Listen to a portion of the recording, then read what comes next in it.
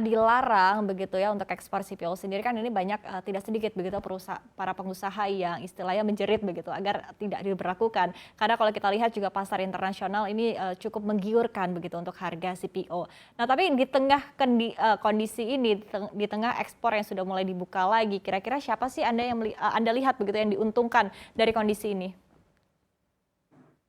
Kalau di dalam negeri semua kita rugi. Petani rugi, malah mau bangkrut. Kemudian pengusaha juga rugi, pemerintah pun rugi karena tidak memperoleh BK dan juga pungutan. Kemudian penerimaan pajak pasti turun dari industri sawit ini. Konsumen juga tidak diuntungkan karena tidak bisa harganya lebih murah daripada apa yang diharapkan mereka. Jadi kebijakan ini tidak menguntungkan siapa-siapa.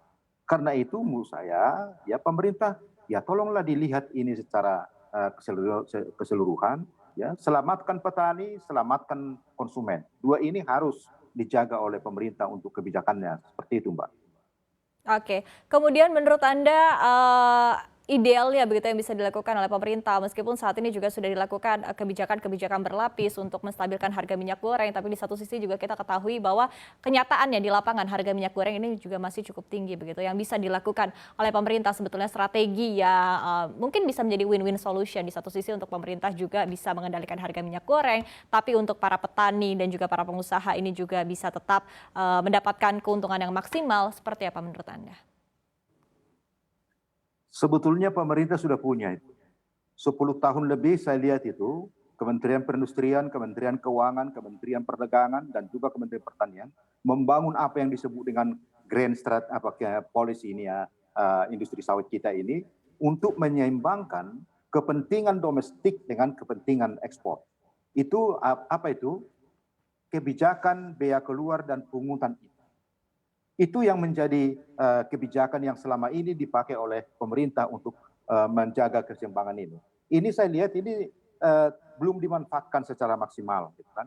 Kalau harga di internasional begitu tinggi dan harga minyak goreng dalam negeri ya itu terlalu tinggi menurut pemerintah, tinggal naikkan aja pungutan sementara.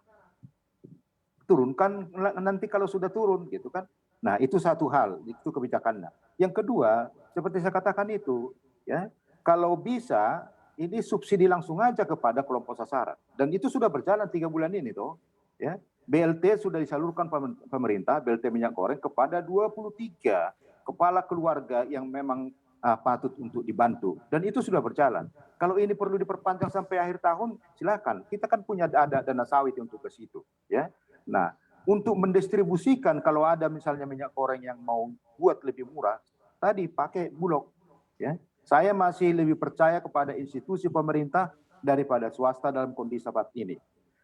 Harga minyak goreng, harga sawit internasional yang begitu tinggi menggiurkan, siapapun tergoda untuk melakukan penyeludupan, ya, karena margin apanya sangat besar. Jadi untuk melihat kondisi seperti itu, hanya institusi pemerintah yang bisa meminimumkan terjadinya penyeludupan itu. Begitu, Mbak. Oke. Oke, nah kalau dari Anda sendiri mungkin harapan Anda ya terkait dengan kebijakan pemerintah sekali lagi untuk kondisi seperti ini seperti apa? Saya berharap ya kita harus melihat kepentingan bersama, kepentingan nasional yang lebih besar. Saat ini dunia internasional termasuk kita berada pada kondisi perekonomian yang tidak sehat-sehat, yang tidak sehat, tidak biasa-biasa. Ini kita menghadapi tantangan besar. Ya. Kemudian di dalam negeri juga tidak semua sektor yang bisa hidup dengan masa sekarang ini.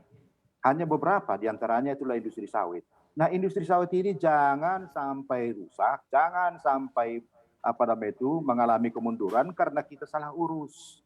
Karena itu mari kita duduk bersama-sama, jangan Kementerian Perdagangan saja yang memikirkan ini, kementerian yang lain yang terkait seperti selama ini, ada Kementerian Perekonomian, ada Kementerian Keuangan, ada Kementerian Perindustrian, ada Kementerian Pertanian, itu diajak ngomong bersama-sama untuk merumuskan kebijakan yang paling tepat untuk industri sawit.